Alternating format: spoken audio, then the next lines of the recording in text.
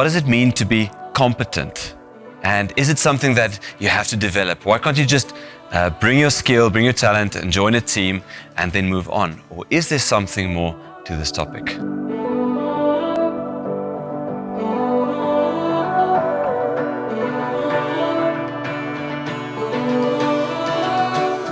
I want to start off with you taking a moment and just remembering your first driving lesson. Now, for some of you, it's probably a very, very long time ago, and you have to dig really deep into your memory for the specific scenario. For some of you, it might be something that happened quite recently. But your first driving lesson, just think about the emotion of sitting behind the steering wheel of a car for the very first time. Think about that emotion of having to think about every little detail about how to drive, what to do with a clutch, with a petrol, with a brake, how to shift gears, how to use the indicators, where to look, and that emotion of feeling totally incompetent, of being overwhelmed with the attempt to try and drive this vehicle. And that's what we're going to talk about today, is this whole idea of competency. Now, if you think about that moment, there are so many things to consider in that first instance. And over time, as you started learning to drive and you went through the motions of feeling a little bit more confident, starting to feel like you can actually keep this vehicle on the road, think about the emotion of having other people around you, and maybe some of them were very impatient with you. Some people are quite understanding of learning, of drivers who are starting to learn how to drive. But for most of this process, it was quite an overwhelming thing. Maybe you grew up on a farm and you learned to drive before you can walk. But for me, I'm a city slicker. I grew up in the city, and for me, it was quite overwhelming to learn how to drive. Now, fast forward many years, and you look around you when you drive on the highway, and you see people eating a sandwich, being on the phone, doing their makeup, being on a Zoom call while driving at 120 or 130 kilometers an hour, and actually being able to drive and without even thinking, it became second nature for them. And what actually happened was, over time, they became competent in driving. Now, obviously, we all know people who are not as competent drivers, and they think they are. Now, let's take this illustration a little bit further. Have you ever attempted as a group of friends to drive a car as a team? Each taking responsibility for a different element of the process. And I mean, you can only imagine that it would be complete chaos. Although every individual person is familiar with how to drive a car by themselves, this new dynamic proves to be very, very challenging indeed. And the same can be said about the competency in your team. Whether you are a musician, whether you are a tech personnel, maybe you're a dancer or an artist, being part of a team involves a different competency than just you and your instrument or your craft by itself. And for today's discussion, we want to talk about couple of values that's so important for us as creatives, as communicators. And I know you might be sitting there thinking, well, I just want to play my instrument in a worship team, or I just want to come and serve as part of the photography team. Why is it important for me to be very competent in my skill, and also bringing this competency into a team and functioning as a team? So it's so important for us to grow in the way that we grow in our excellence. And the fact of the matter is, no matter how good you are in your craft, we all make mistakes. I've been a guitar player for a very, very long time. I've been in my first worship team in 1995. Now, for some of you, that's extremely long ago. And I've been around worship for a very, very long time. And still to this day, sometimes it comes along where I make mistakes. So it doesn't matter how long you've been doing something, you make mistakes. And it's so important for us to be to create an environment as a worship team, as worshipers, as artists, that it's okay to make mistakes sometimes. And it's so important to understand that the desired fruit of acknowledging our responsibility, of investing in our own competence, is not perfection. Now, there's a very big difference between perfection and excellence. We're going to talk about that a little bit later. But just to put this in layman's terms, our church does not really need perfect musicians or artists to play at a professional level. What we do, however, require is partners of the vision and the dream of our campus, of the space where you are serving in excellence. It's not the same as perfection or even professionalism. Now, the outcome might sometimes sound the same, but the intention of the heart is completely different. See, the definition of excellence in the context of a believer, somebody who follows Christ, is the intentional practice of doing things really well, to honor God and to inspire people. There have been so many instances in my life where I've witnessed an artist that's doing what they do so well and walking out of that experience being so inspired to go practice more, to go spend some time learning my craft better. And so people who do what they do excellently, they inspire others. And so you might say, listen, I just want to play the drums in my worship team. Well, do that in such a manner and learn your crafts in such a manner that it will actually inspire people around you. In turn, inspiring people to honor God with whatever is placed in their hearts and their hands.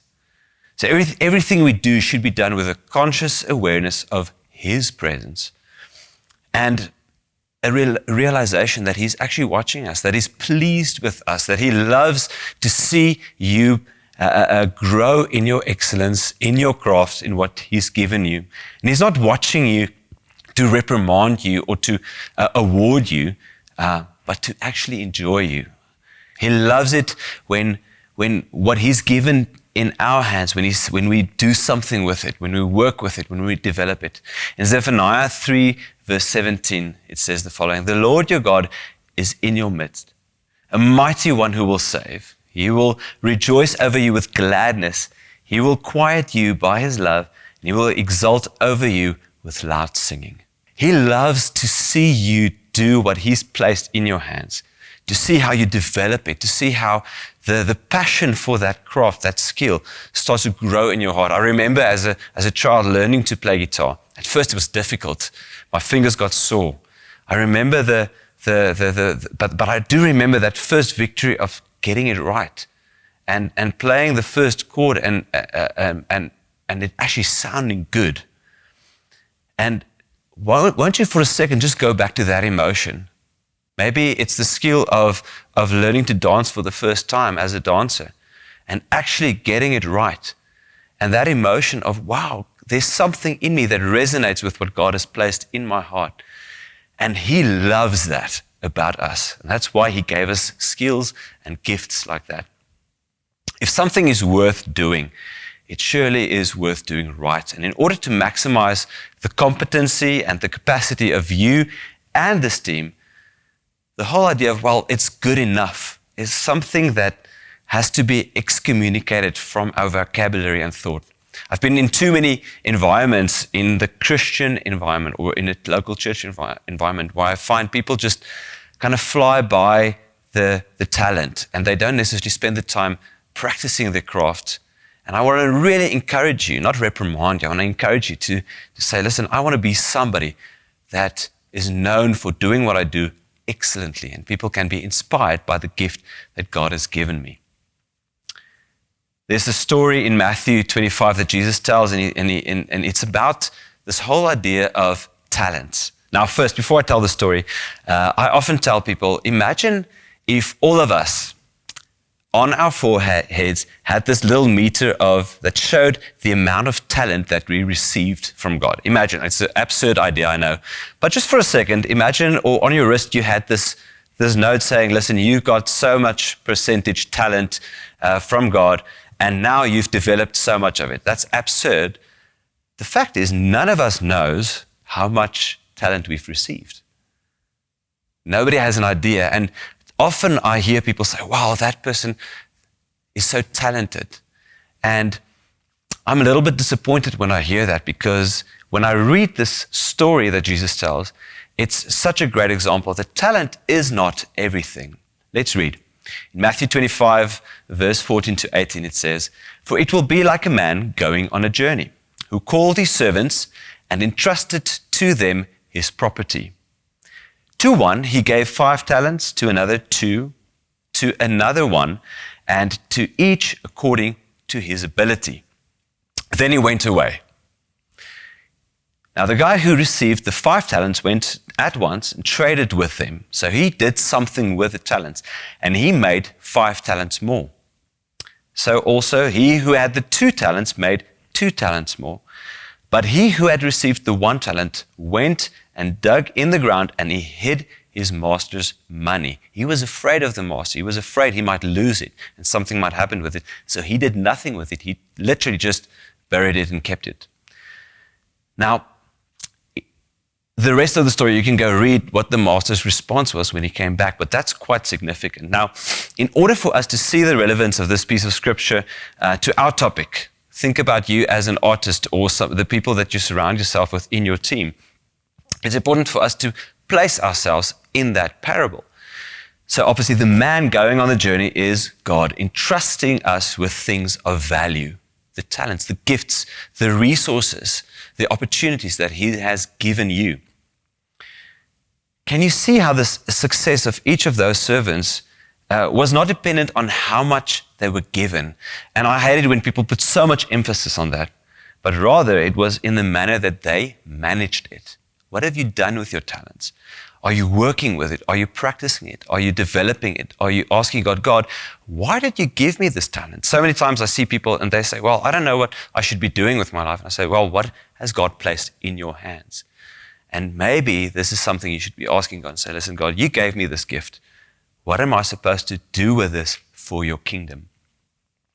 See, very few of us, to go back to the driving example, very few of us were born with a natural skill to be great drivers. Maybe some of the Formula One drivers, they grew up with that or they have that natural skill. But due to perseverance, commitment, and developing this skill and this ability, you're actually able to go wherever you want with that. The value for us of growth is so important when we talk about competency. If you just think about a plant or a tree that's been planted in a garden, it never just stays the same. It's not stagnant. It might look through different seasons like it's not moving, but it's actually constantly growing, shedding leaves, going through different seasons. And it's also the same with us as humans. That in terms of our physical and spiritual growth, part of growing in my competency is actually asking God, listen, what should I be doing with this and how should I be growing? Am I putting myself in an environment where it's a value for me to be growing? See, when we express our desire, and for me individually and for us as a team, to be constantly growing, to being in an environment of growth, it's very important to understand that it is exactly what we will be expecting of you, not just by Doxa Deo, not just for us as a community of believers, but it's actually part of being in the kingdom of God is constantly growing. Having this commitment, a lifelong commitment to learning, to growing, to building on your strengths, and a constant desire to keep developing your full potential. Now, I remember moving from a space where I just learned to play the guitar, and I walked into an environment where I had to play guitar in front of other people and learn to sing in front of other people. Every new season, the skill that I need, the competency that's asked of me grows. And so that might be a question you want to ask yourself, where is God calling me to next in terms of my competency level? I remember the first moment I had to not just play guitar or not just sing, but do that together. That's a whole new ballgame. And for a lot of you, you're comfortable with just doing what you're currently doing, whether it's dancing, whether it's photography, whatever art form you are pursuing and growing in. And maybe that's the question. God, show me, what is it that I need to add onto that and how should I grow in that? Now, lastly, and this is something I'm so passionate about, is the value of reproduction within the sphere of competency. I remember as a teenager, getting a few guitar lessons, learning a little bit, and I remember the teacher telling me, one day, I want you to come back and I want you to teach with me. And I remember the thought that, first of all, there's no way I will ever be good enough to be a teacher. But secondly, he stirred something, he planted the seed in my heart saying, wait a minute, he sees something in me that says, you are good enough, that you can also be a teacher, that you have something that you can show other people. And so one of the most inspiring aspects for us and of the early church is probably the rate at which this new way of thinking and believing spread to the entire earth. I remember at my youth group at church, where we would get together and whoever learned the next skill, they would probably be the one teaching that to the rest of us. And so my first moment of being a teacher and teaching somebody else something wasn't in a formal setting, but an informal setting. And the joy of seeing somebody else accomplish something that I taught them was so overwhelming and rewarding. And so Jesus gave us the clearest example of reproduction. I mean, the way in which he understood the value of equipping somebody else rather than just doing it all by himself. And that's one of the things that I want to guard against and ask you to guard against, is just being in a space where I'm so competent in what I do, I want to do it all by myself. But a telltale sign of somebody that's mature in their competency is somebody who's willing to teach others, to train others, and to reproduce that. And Jesus did that. I mean, instead of just doing everything himself, he allowed this movement to flourish, even after he physically left. And so the sustainability of church as we know it, just think about that for a second. The sustainability of church as we know it depends on the ability of leaders like you and me. Even if you are maybe a student and you're saying, listen, I just want to play drums in church, and you're talking to me as if I'm a leader. Yes, you are. It depends on the ability of people like you and me to actually go and reproduce in others this competency. In closing, why don't you take the next couple of minutes and just think about the following two questions. First of all, what has God put in my hand? What is it that he has given me? What talents, what gifts, what resources, what opportunities, what platforms has he already placed in my hand? So often we keep looking forward to whatever's next and we miss what he's given to us in this season currently. Second question then is, what next steps should I take with those talents, with those gifts? Should I maybe enroll in a class? Maybe I should look up a teacher, maybe a vocal coach, maybe do some online training. In today's age, there's so much resources. But I often find people saying, listen, I just don't know how to take that next step. Are you willing to give time and energy, lastly, to equip somebody else, and in doing so, duplicating what God has placed in your hand in somebody else? Be blessed.